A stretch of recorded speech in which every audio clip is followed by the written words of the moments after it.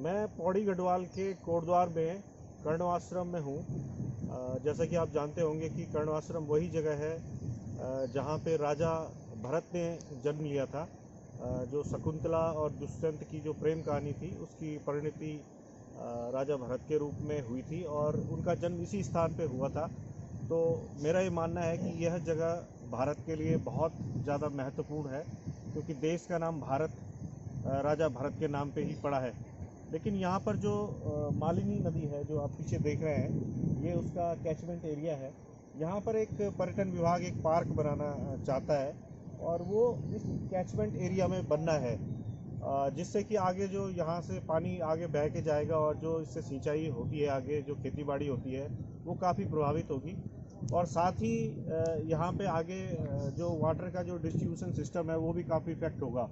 तो इसको लेकर एक जनहित याचिका उत्तराखंड हाई कोर्ट में भी दायर की गई है, जिसमें पर्यटन विभाग और जो सिंचाई विभाग है दोनों को तलब किया गया है कि वो अपना अपना पक्ष रखे। तो इस बारे में बात करने के लिए मेरे साथ यहाँ पे जो यहाँ पे कर्णवाश्रम समिति है उसके जो अध्यक्ष हैं कर्नल रावत जी, वो मेरे साथ हैं। वो इस मामले को तफ्तीश से बताएंगे कि आखिर क्या दिक्कत है यहाँ पे।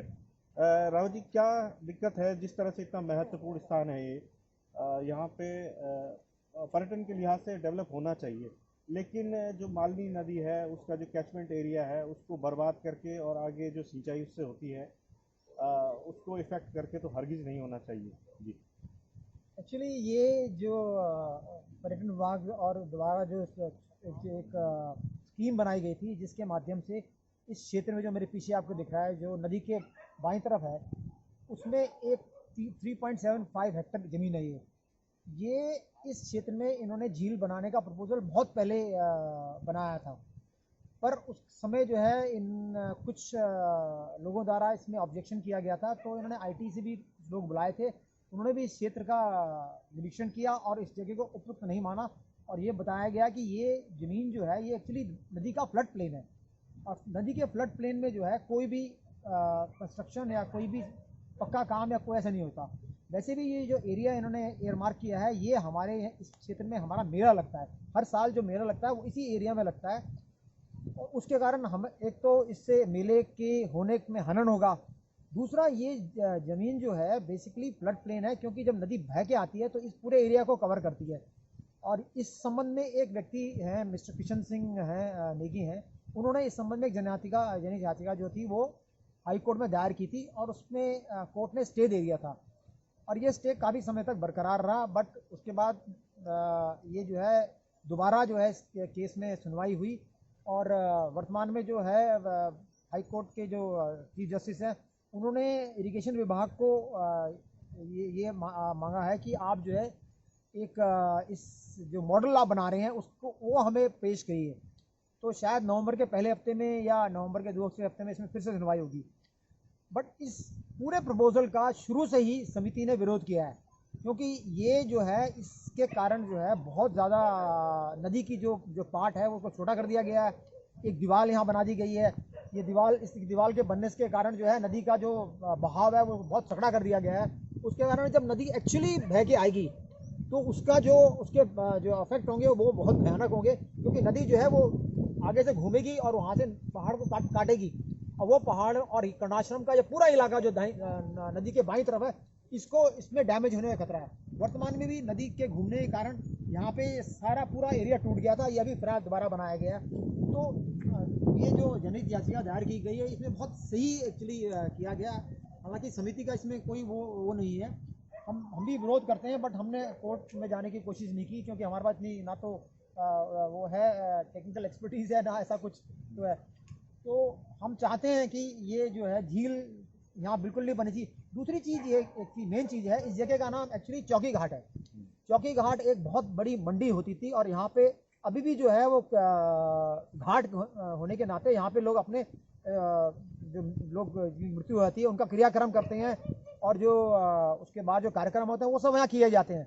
तो ऐसी जगह जहाँ पे लोगों का क्रियाक्रम हो रहा है और सब कार्य हो रहे हैं, वहाँ पे आप एक पार्क बना के और लोगों का मनोरंजन करें, ये बहुत अजीब सी चीज़ लगती है कि वहीं एक चिता जल रही होगी और वहीं लोग जो है अपने झूले में बैठ के झूला झूल रहे होंगे या रेस्टोरेंट में खाना खा रहे होंगे। इस बात से भी हमें बहुत समिति को बहुत ऐतराज़ है।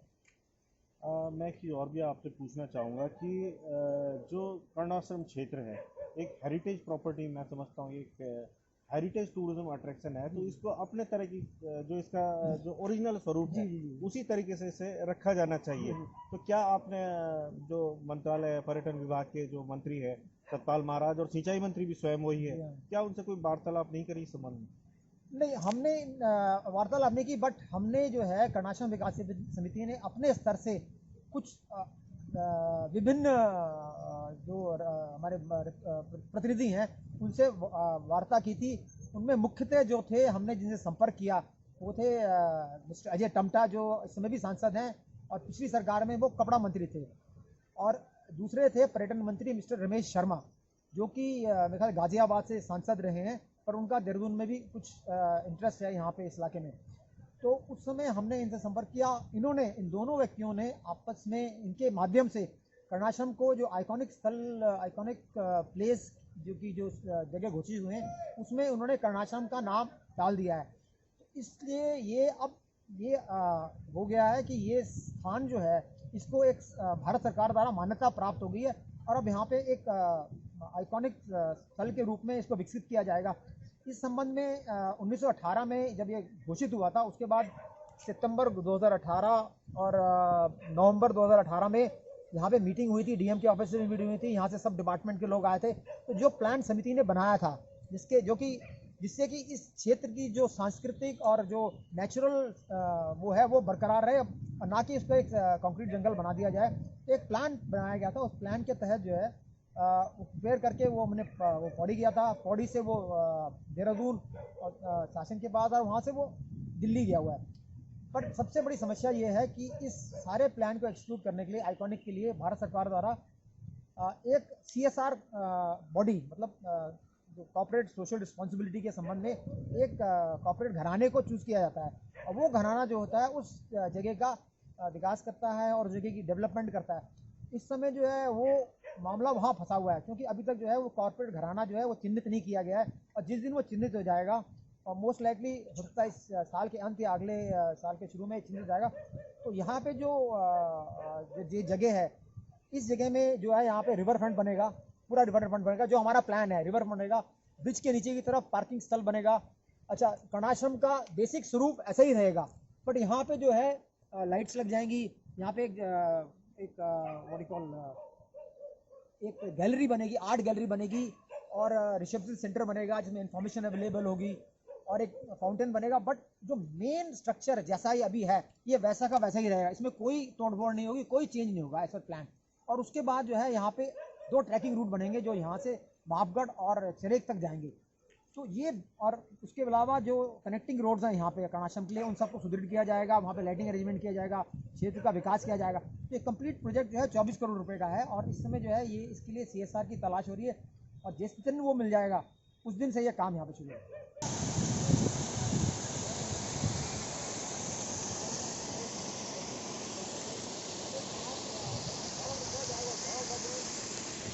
ये 6.5 बीघा का है ऊपर, ये 1956 से कर्णाश्रम समिति के पास लीज पे उत्तराखंड सरकार से।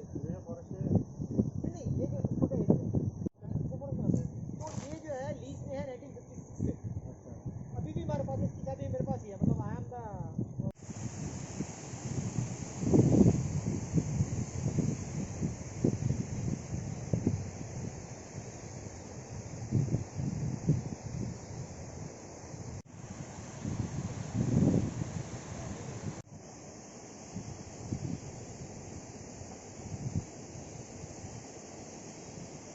इसलिए तुम्हें ढूंढता मेरा घर आइए, आप ऐसे करिए, आप करिए, मैं थोड़ा और कोशिश करूँगा। आप कैसे आएंगे? गाड़ी है।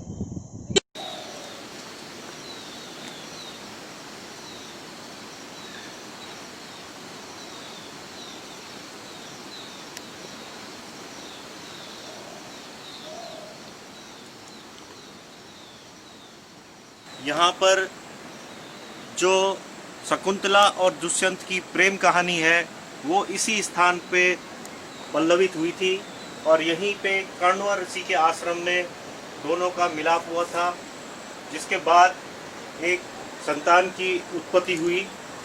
आप देख सकते हैं कि भरत जिनका नाम था, शेर के दांत वे गिनते थे, ऐसा बताया जाता है। जो कि यहाँ पे जो मूर्तियाँ हैं उनसे भी स्पष्ट हो रहा है। यहाँ पर भरत, उनके साथ शेर, उसके बाद कश्यप ऋषि, कर्ण ऋषि, शकुंतला और दुष्यंत की यहाँ पे मूर्तियाँ हैं।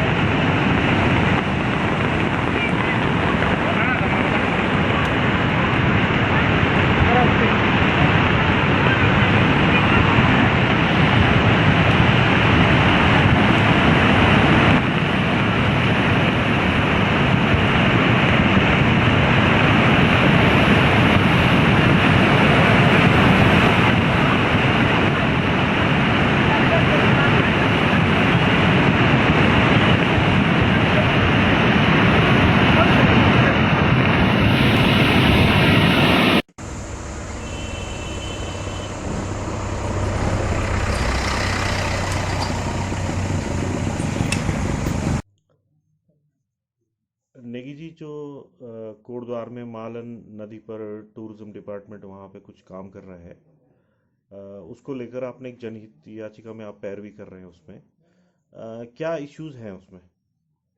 हाँ, ये दरअसल जिला पौड़ी गढ़वाल में एक पौराणिक स्थल है, कर्णाश्रम।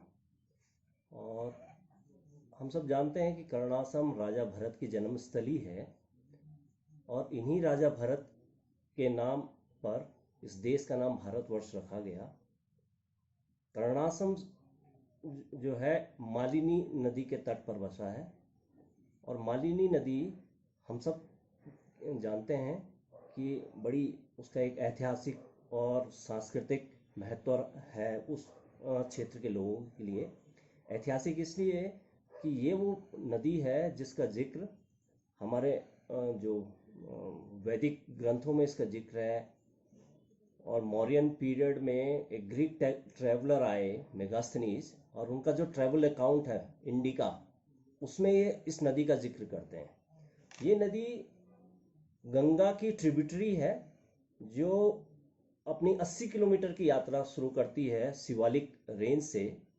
पहली बार फुट हिल्स पर ये कर्णाश्रम में उतरती है, और यहाँ से 80 किलोमीटर की यात्रा करके उत्तर प्रदेश में रवाली नामक स्थान पर जाकर गंगा से मिलती है। ये जो पीआईएल का इश्यू है, जो अभी लंबित है अब माननीय उच्च न्यायालय में, वो ये है कि 2016 में टूरिज्म डिपार्टमेंट ने एक आर्टिफिशियल लेक का प्रोजेक्ट इस नदी पर प्रपोज किया। उसके लिए सैंक्शन ली टूरिज्म डिपार्टमेंट ने गवर्नमेंट ऑफ इंडिया के ministry of forest and environment से, कि हमको इसमें एक आर्टिफिशियल लेक बनानी है जिससे टूरिज्म का विकास होगा, क्षेत्र में लोगों को रोजगार मिलेगा। इस मंशा से इस प्रोजेक्ट की सैंक्शन ली गई forest land transfer with tourism department को। अब इस दौरान 2016 के इस परमिशन के आधार पर, क्योंकि 2016, 17, 18 में इस पूरे क्षेत्र में भयंकर आपदाएं आई, क्लाउड बस्टिंग हुई, इस पूरी स्कीम को, इस पूरे प्रोजेक्ट को फिर से सोचा गया कि ये क्या फिजिबल होगा नहीं होगा। एंड अल्टीमेटली अगस्त 2017 में टूरिज्म डिपार्टमेंट ने अपने इस प्रोजेक्ट को, जिसके लिए उन्होंने सैंक्शन लिया था कि आर्टिफिशियल लेक बनाएंगे, उसको ड्रॉप कर दिया। उसकी जगह पे, क्योंकि इसी दौरान कर्णाश्रम जो है स्वच्छ भारत अभियान के तहत 10 आइकॉनिक प्लेसेस में उसका नाम आया। अब उसके बजट में था कि साहब आप पार्क बना सकते हैं आइकॉनिक प्लेसेस में, और ये बहुत सारी चीज़ों के अलावा। तो अब इस आर्टिफिशियल लेक की जगह टूरिज्म डिपार्टमेंट ने इस थीम पार्क का कंस्ट्रक्शन का प्रोजेक्ट वहां पर एग्जीक्यूट किया।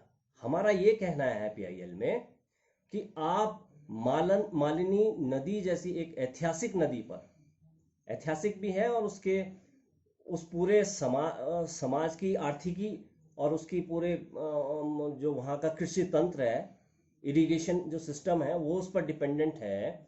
आप उसके फ्लड जोन में, आप उसके रिवर बेड पर उसके तल पर इस तरह का कंक्रीट कंस्ट्रक्शन पार्क बना करके नहीं कर सकते, इलीगल है।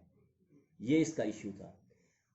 माननीय हाई कोर्ट ने इसका संज्ञान लेते हुए 25 मार्च 2019 को जो भी कंस्ट्रक्शन का काम वहां चल रहा था उस पर रोक लगा दी। अभी रोक लगी है। और जो बड़ा इश्यू ये है कि आप किसी बहती हुई नदी का जो फ्लोइंग पैटर्न है उसको कैसे डिस्टर्ब कर सकते हैं। उसके रिवर बेड पर कंस्ट्रक्शन आप इसलिए भी अवैध है क्योंकि हमारे ही प्रदेश में एक फ्लड जोनिंग एक्ट है 2012 का। वो कहता है कि आप किसी भी नदी के फ्लड जोन में किसी भी तरह की ह्यूमन एक्टिविटी नहीं कर सकते, कोई कंस्ट्रक्शन नहीं कर सकते। एक दूसरा हमारा ये कहना है कि अगर आप इस नदी से छेड़छाड़, इसमें ज्वाइंट इंस्पेक्शन रिपोर्ट आई है, विभाग ने, तमाम जो संबंधित विभाग हैं उन्होंने इस पे ज्वाइंट इंस्पेक्शन रिपोर्ट होल्ड किए और ज्वाइंट इंस्पेक्शन रिपोर्ट के आधार पर अब जो इस पूरे प्रोजेक्ट की कार्यदायी संस्था है वो उन्होंने हलफनामा कोर्ट में फाइल किया है, एफिडेविट फाइल किया है कि हम इस पूरे प्रोजेक्ट को एक मॉडल सर्वे फिर से कराना चाहते हैं। तो अभी इस स्थिति में जो कोर्ट में अभी लगी थी उसमें जो कार्यदायी संस्था है IDIPT, क्योंकि ये एक एशियन डेवलपमेंट का फाइनेंशियली इसको फंड कर रही है एशियन डेवलपमेंट बैंक, तो उन्हीं की कार्यदायी संस्था है IDIPT।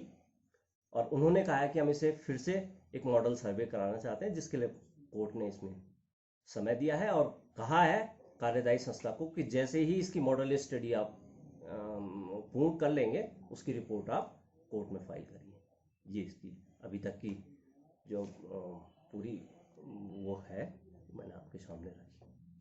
दूसरा इसमें जैसे क्योंकि ये आर्कियोलॉजिकल इंटरेस्ट का भी मामला है, जी तो जी क्या इसमें इसके आवेदन कभी आर्कियोलॉजिकल सर्वे ऑफ इंडिया ने नहीं करवाया? जी, इसमें हमने फाइल किया है अपनी पिटीशन के साथ कि आपका कहना बिल्कुल सही है कि ये क्योंकि एक हिस्टोरिकल साइट है और यहाँ इससे पहले भी आर्कियोलॉजिकल एक्सकवेशंस हुए हैं और उन आर्कियोलॉजिकल एक्सकवेशन में बहुत सारे ऐसी मूर्तियाँ, बहुत सारे ऐसे आर्टिफैक्ट्स निकले हैं। आप कभी जाइएगा वहाँ, वो सब आपको देखने को मिलेगा कर्णाश्रम में। वहाँ से जो ऐतिहासिक एक जो मूर्तियाँ मिली हैं जिन पर शोध किया जाना है, अभी भी जो पुरातत्वविद हैं उनकी रिपोर्ट है कि हमें और फर्दर एक्सकवेशन इस पूरे इलाके में कर रहे हैं। तो वो भी इसका एक एस्पेक्ट है और उस पर भी ध्यान देना चाहिए कि किसी तरह का कोई इस तरह का कंस्ट्रक्शन इस तरह जिससे उस पूरे इलाके को जो प्रभावित करता हो, न केवल उसकी पारिस्थिति को बिगाड़ता हो, वरन वहाँ जो ऐतिहासिक जो मूर्तियां मिली हैं उस पर और शोध किया जाना चाहिए और एक्सकवेशंस होने चाहिए उस लाइट पर। देश और दुनिया का ध्यान आकर्षित हो ताकि कि कर्णाश्रम एक इस तरह का हमारा एक कल्चरल प्लेस है, सांस्कृतिक वो है जिसका एक ऐतिहासिक संदर्भ है।